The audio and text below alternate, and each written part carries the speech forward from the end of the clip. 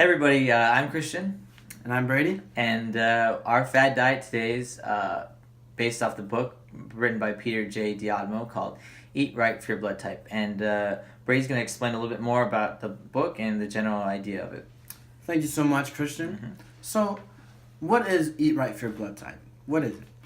This is the notion, according to Peter J. Diadmo's research, that there's a certain diet/food group that would better help accommodate you, the specific individual, to your blood type to help gain more optimal health benefits.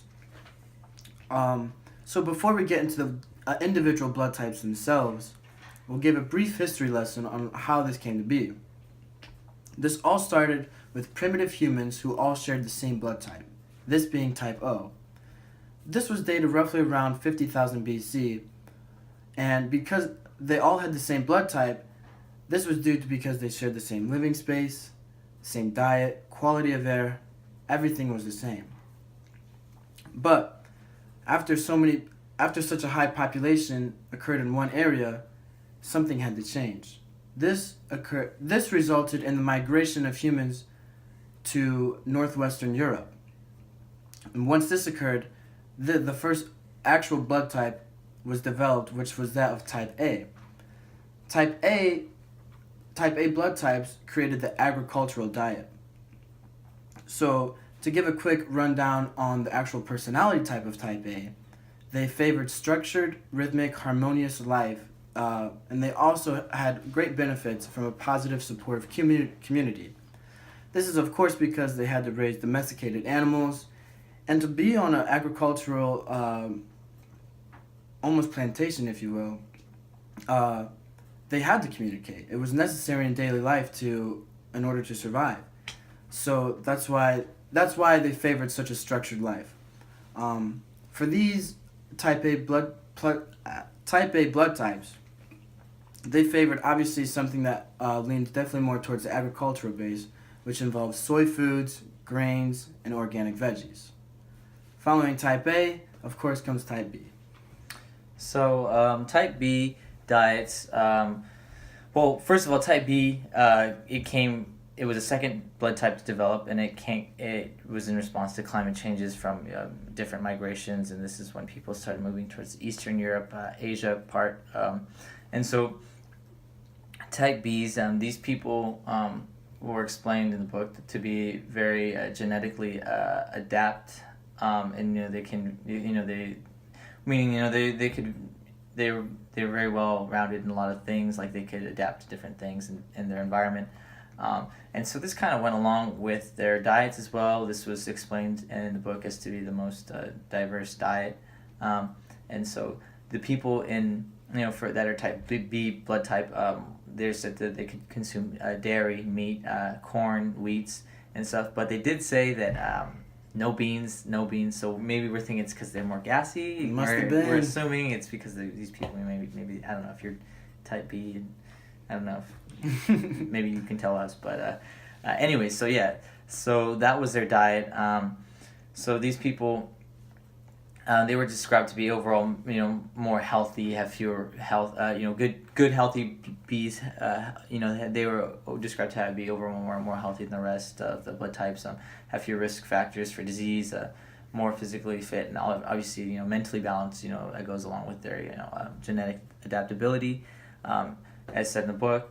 And then the next blood type after this came AB, and this is obviously the newest and the rarest. And this kind of just came to be from an intermingling of type A and type B blood types.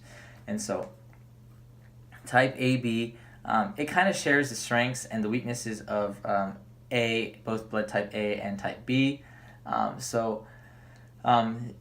These people, their diets, and the traits that we talked about, it could range from being more towards an A and less towards a B, or being more towards a B and less of an A, or it could be a happy medium in the middle.